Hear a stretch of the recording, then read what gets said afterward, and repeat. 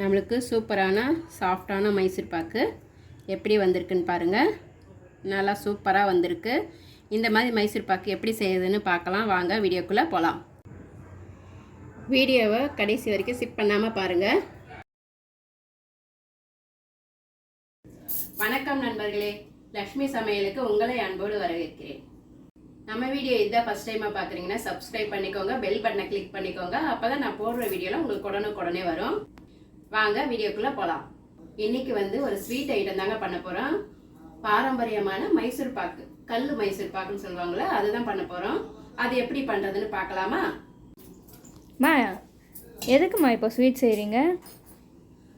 அது நாளைக்கு அப்பாவுக்கு பர்த்டே இல்லை, கேக்கு செய்யலான்னு சொன்னால் அவர் கேக்கு வேண்டாம்னு சொல்லிட்டாரு. எனக்கு எதுவுமே பண்ணாத, ஸ்வீட்டு கேசரி மட்டும் பண்ணி கொடுன்னு சொன்னார். ஆனால் அவருக்கு ரொம்ப பிடிச்சது இந்த மைசூர் பாக்கு தானே, அதான் சர்ப்ரைஸாக இருக்கட்டுமேனு இந்த மைசூர் பாக்கு பண்ண போகிறேன். நான் ஜீரா பாகு காய்ச்சறதுக்கு இந்த வானலியில் 1 கப் சர்க்கரை போட்டுக்கிறாம, இதில் தான் நான் கடலை மாவு 1 கப் எடுத்துருக்கேங்க. நம்ம எதில் மெஷர்மெண்ட் எடுத்தோமோ அதே கப்பில் சர்க்கரையும் எடுத்துக்கலாம்.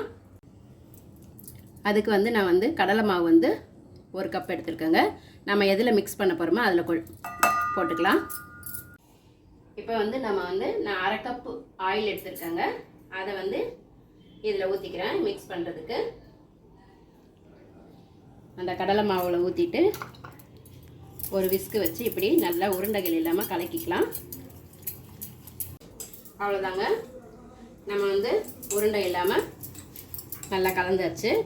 நம்ம இப்படியும் கலக்கிக்கலாம், இல்லைன்னா நம்ம ஜீரா பாகு கொதிக்குது இல்லைங்களா, அப்படியே பவுடராகவும் போட்டு கலந்துக்கலாங்க. நம்ம இஷ்டம்தான். நான் இன்றைக்கி இப்படி கலந்துருக்கேன். இது அப்படியே இருக்கட்டும். நம்ம இப்போது இதுக்கு நான் 1/2 கப் ஆயில் ஊற்றிருக்கேன். ஒரு பாத்திரத்தில் சூடு பண்ணிக்கலாம். இதில் 1 கப் நெய் போட்டுக்கிறேங்க. மொத்தம் நம்மளுக்கு 2 கப்பு அளவு இருக்கணும்.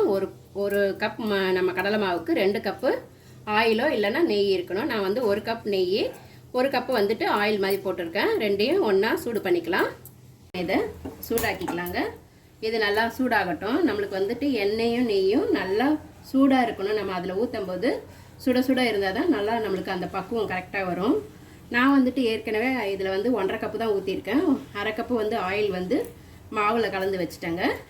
இது அப்படியே நம்மளுக்கு ஸ்லோலையே இருக்கட்டும்ங்க. நம்மளுக்கு சூடாகட்டும். அதுங்களையும் நம்ம சர்க்கரை ஜீரா காய்ச்சிக்கலாம்.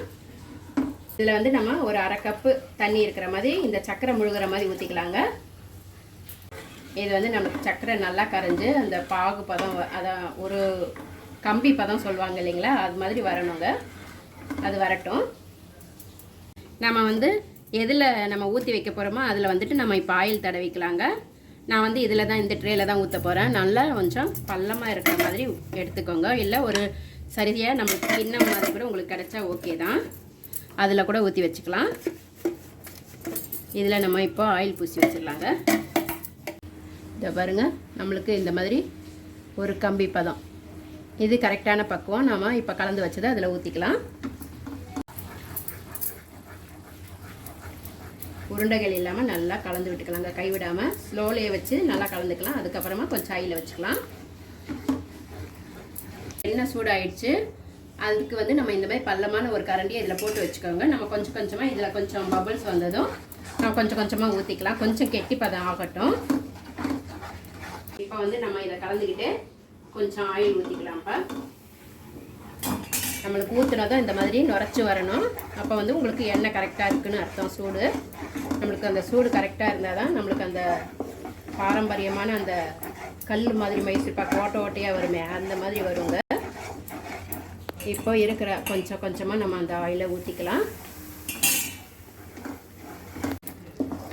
நம்மளுக்கு நல்லா அந்த நெய்யெல்லாம் உள்ளே இழுத்துச்சு பாருங்கள். இன்னும் கொஞ்சம் இருக்குது, அதை ஊற்றிக்கலாம். இப்போ கரெக்டாக நம்ம அதை கைவிடாமல் கலந்துக்கிட்டே இருந்துட்டு நம்ம அந்த இது வந்ததும் அந்த பாத்திரத்தில் ஊற்றிடணுங்க. அதாங்க நம்மளுக்கு இந்த மாதிரி பதம் வந்தது, நம்ம அதில் ஊற்றிக்கலாங்க.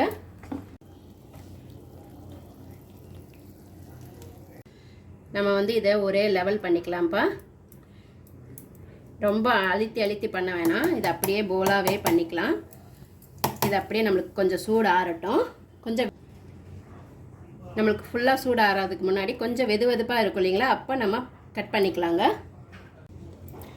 நம்ம வந்து கொஞ்சம் சூடாக இருக்கும்போது கட் பண்ணிக்கலாங்க, இல்லைன்னா கட் பண்ண வராது.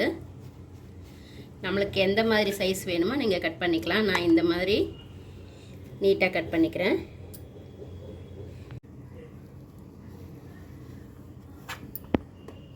நம்மளுக்கு சில்லுன்னு ஆகிட்ட நம்மளுக்கு எல்லாமே தூள் ஆகிடும்.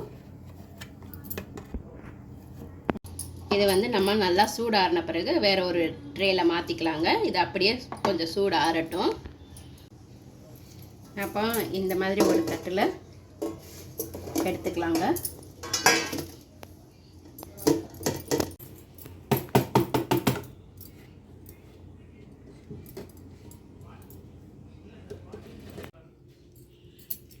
பாருங்கள், நம்மளுக்கு அவ்வளோதாங்க சூப்பரான மைசூர் பாக்கு கிடச்சிருக்கு.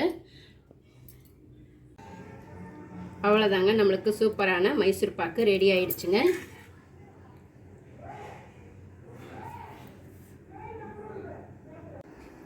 அவ்வளோதாங்க, நம்மளுக்கு சூப்பரான மைசூர் பாக்கு ரெடி. நீங்களும் உங்கள் வீட்டில் ட்ரை பண்ணி பாருங்கள். நான் வந்து எதிர்பார்த்தது வந்து கொஞ்சம் ஹார்டான மைசூர் பாக்கு தான் செய்யலான்னு செஞ்சோங்க. ஆனால் இதில் எங்கேயோ மிஸ்டேக் ஆகிடுச்சு. அது எங்கே மிஸ்டேக்குன்னு எனக்கே தெரியல. எனக்கு தெரிஞ்சு எண்ணெய் கொஞ்சம் சூடாக பத்தலைன்னு நினைக்கிறேன். அதனால தான் மிஸ்டேக் ஆகிருக்குமோ என்னவோ. உங்களுக்கு தெரிஞ்சால் நீங்கள் கமெண்ட்டில் சொல்லுங்கள். பாருங்கள், ரொம்ப சூப்பராக வந்திருக்கு. நைஸ் மைசூர் பாக்காக வந்திருக்கு. செம சாஃப்டாக வந்திருக்குங்க. ரொம்ப இந்த நெய் வாசனை எல்லாமே ரொம்ப சூப்பராக இருக்குது. டேஸ்ட்டும் ரொம்ப அற்புதமாக இருக்குங்க. நீங்களும் உங்கள் வீட்டில் கண்டிப்பாக ட்ரை பண்ணி பாருங்கள். எப்படி இருந்ததுன்னு எனக்கு கமெண்ட்டில் சொல்லுங்கள். அவ்வளோதாங்க. அடுத்த வீடியோவில் வேறு ஒரு டிஷ்ஷோட சந்திக்கிறேன். நன்றி, வணக்கம்.